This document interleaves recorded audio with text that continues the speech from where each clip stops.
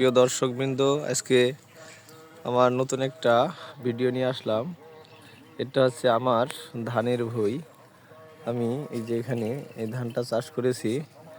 আলহামদুলিল্লাহ, আশেপাশে ধানের চেয়ে মনে হয় আমারটাই খুবই সুন্দর দেখাচ্ছে। এই যে পুরা মাঠ ধান আর ধান, ধানের সিজন। আর ওই পাশে হচ্ছে ভুট্টা, খুবই সুন্দর হয়েছে। হেবি সুন্দর ধান, ধানের চেহারা দেখলে মন জুড়িয়ে আসছে।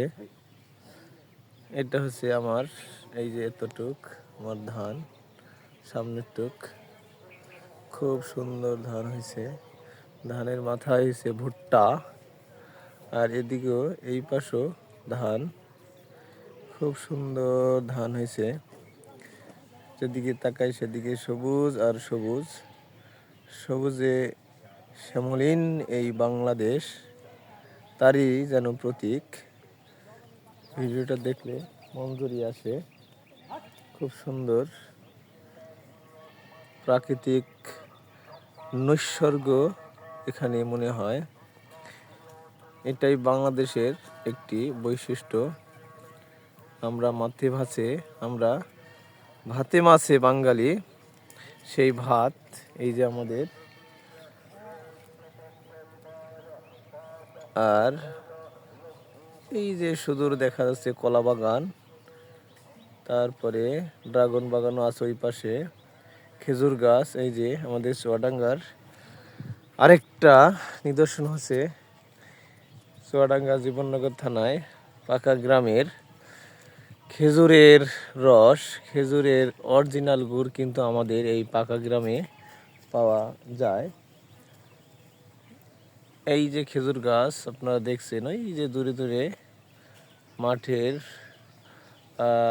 উঁচু উঁচু দাঁড়িয়ে আছে খেজুর গাছ। এখান থেকে খেজুরের রস সংগ্রহ করে খেজুরের গুড় তৈরি করা হয়।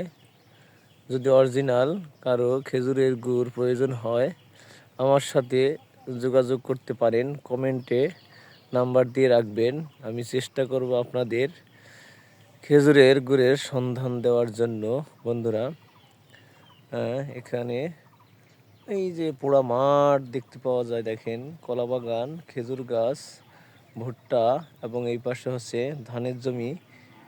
আসলে এই বছরে কিন্তু একটু বৃষ্টির পরিমাণ বেশি হওয়ার কারণেই এই জমিগুলো ধান চাষ হয়েছে। না হয় এই জমিগুলো কিন্তু গতবার সব ভুট্টা চাষ হয়েছিল। ওই যে আপনাদের সুদূর দূরে দেখা যাচ্ছে ওই পাশেও খেজুর গাছ মাথা উঁচু করে দাঁড়িয়ে আছে।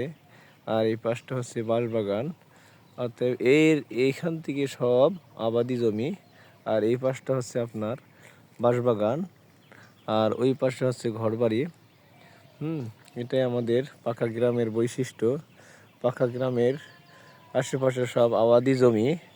এখানকার মানুষ খুব সুন্দর ফলের বাগান আছে, মানুষের ফলের বাগান, কলা বাগান, কমলা লেবু চাষ, মালটা চাষ, অত্যাধুনিক যে চাষগুলো হচ্ছে সেই চাষগুলো কিন্তু পাকা গ্রামের মানুষরা করে থাকেন। এবং পাকা গ্রামটা একটা অর্থনৈতিক দিক থেকে একটি সমৃদ্ধশালী গ্রাম। সবারই কম বেশি আবাদ এখানে আছে, সিজনাল আবাদগুলো করে থাকেন, খুবই সুন্দর সুন্দর আবাদ করে থাকেন। পাকা গ্রামের অধিকাংশই মানুষ ভালো এবং ফলের আবাদ করে থাকেন। তাদের অর্থনৈতিক অবস্থাও আলহামদুলিল্লাহ খুবই ভালো। আবার কিছু কিছু মানুষ তারা ধান চাষও করে থাকেন খাবারের জন্য, বিক্রির উদ্দেশ্যে খুবই কম, নিজেরটা যেন খাওয়া হয় সেটাই বেশিরভাগ আমার চোখে পড়ে।